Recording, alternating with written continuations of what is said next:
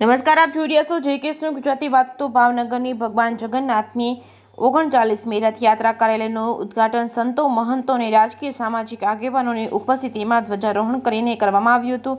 સમગ્ર વાત કરવામાં આવે તો ભાવનગરમાં ભારતની 3 નંબર અને ગુજરાતની 2 નંબરની સૌથી મોટી રથયાત્રા જુલાઈ મહિનાની 7મી તારીખે નીકળવાની છે. ત્યારે આજે રથયાત્રા કાર્યાલયનું ઉદ્ઘાટન સંતો દ્વારા ધ્વજારોહણ કરીને કરવામાં આવ્યું હતું. ભીખુભાઈ ભટ્ટ પ્રેરિત રથયાત્રા છેલ્લા 38 વર્ષથી ચાલી રહી છે. રથયાત્રા સમિતિના પ્રમુખ હરુભાઈ ગોંડલિયાએ જણાવ્યું હતું કે શરૂઆતમાં દિવસોમાં એક પણ એવી રથયાત્રા ન હતી કે જેમાં તંત્ર સાથે નાના મોટા ઘર્ષણ ન થયા હોય. વધુમાં તેમણે વ્યક્તિત્વમાં હરુભાઈએ કહ્યું હતું કે આ વર્ષે રથયાત્રા વધુ વિશેષ એટલે હશે કે અયોધ્યામાં ભગવાન શ્રી રામની સ્થાપના બાદ પ્રથમ યાત્રા છે, જેને લઈને ભાવનગરના વાસીઓમાં વધુ શ્રદ્ધા અને ભાવ જાગશે. આ પ્રસંગે દયારામ ગીરી બાપુ અને રામચંદ્રદાસ બાપુ, અન્ય સંતગણની સાથે ભાવનગર પૂર્વના ધારાસભ્ય સેજલબેન પંડ્યા તેમજ શહેર પ્રમુખ અભયસિંહ ચૌહાણ તેમજ ભરતભાઈ બારડ સહિતના સામાજિક આગેવાનો સહિતના અગ્રણીઓ તેમજ ભાવિ ભક્તો હાજર રહ્યા હતા. JKS ગુજરાતી સાથે હિરેન ભાયાણી, ભાવનગર.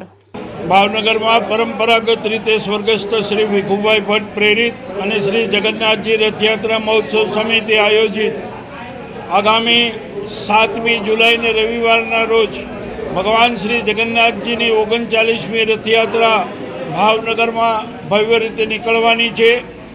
આ રથયાત્રા અગાઉ દર વર્ષની મુજબ 1 મહિના અગાઉ આ રથયાત્રાની પૂર્વ તૈયારી માટે કાર્યાલયનું ઉદ્ઘાટન સંતો, મહંતો, વરિષ્ઠો, આગેવાનોની ઉપસ્થિતિમાં કરવામાં આવે છે અને ધ્વજારોહણ કરવામાં આવે છે.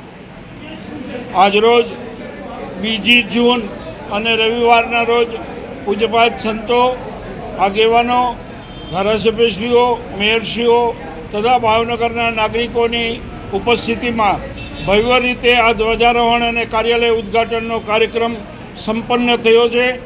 સતત 1 મહિના ઉપરાંત આ રથયાત્રાની તૈયારી હવે આ કાર્યાલય દ્વારા કરવામાં આવશે અને આગામી 7મી જુલાઈએ ભવ્ય રીતે ભાવનગરની અંદર 39મી રથયાત્રા એ ભવ્ય રીતે નીકળશે.